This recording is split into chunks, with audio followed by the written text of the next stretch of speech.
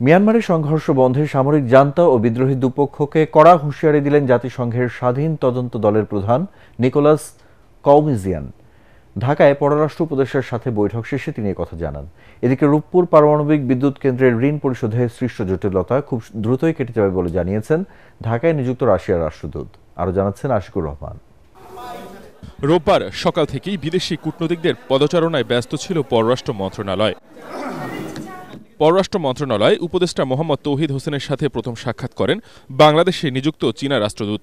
পরে বাংলাদেশে নবনিযুক্ত ভারপ্রাপ্ত মার্কিন রাষ্ট্রদূত ট্রেসি অ্যান জ্যাকবসন প্রথমবারের মতো সৌজন্য সাক্ষাতে পররাষ্ট্র মন্ত্রণালয়ে আসলেও উপদেষ্টার সাথে কী নিয়ে বৈঠক হয়েছে সে বিষয়ে জানাতে সম্মত হননি। জাতিসংঘের মিয়ানমার বিষয়ক স্বাধীন তদন্ত দলও বৈঠক করেন পররাষ্ট্র উপদেষ্টার সাথে। বৈঠক শেষে মিয়ানমারের সংঘর্ষে লিপ্ত দুই পক্ষকে তারা কড়া বার্তা দেন। মিয়ানমারে বিদ্রোহী গোষ্ঠী আরাকান আর্মির হাতে নির্যাতনের শিকার হওয়া রোহিঙ্গাদের বিষয়ে তদন্ত করা হবে। এ লক্ষ্যে আমরা তথ্য প্রমাণাদি সংগ্রহ করছি। মিয়ানমারের রোহিঙ্গাদের উপর আন্তর্জাতিক অপরাধের জবাবদিহিতা ও ন্যায় বিচার নিশ্চিতে আমরা কাজ করছি। বাংলাদেশ সরকার আমাদের এ বিষয়ে সহায়তা করছে। বাংলাদেশ সরকারের প্রতি আমরা কৃতজ্ঞ।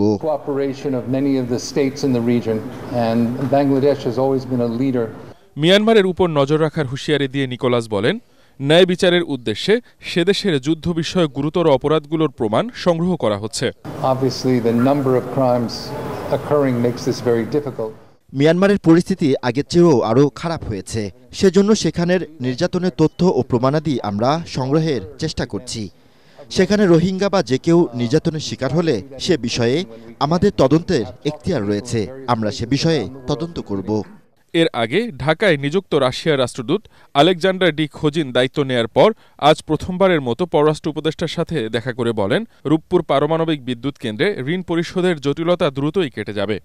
এ বিষয়ে অর্থ মন্ত্রণালয়ের সাথে রাশিয়ার যোগাযোগ অব্যাহত আছে। কেন্দ্রটি পুরোপুরি চালু হলে বাংলাদেশের বিদ্যুৎ সরবরাহ ব্যবস্থা আরও সমৃদ্ধ হবে বলেও আশা প্রকাশ করেন রাষ্ট্রদূত।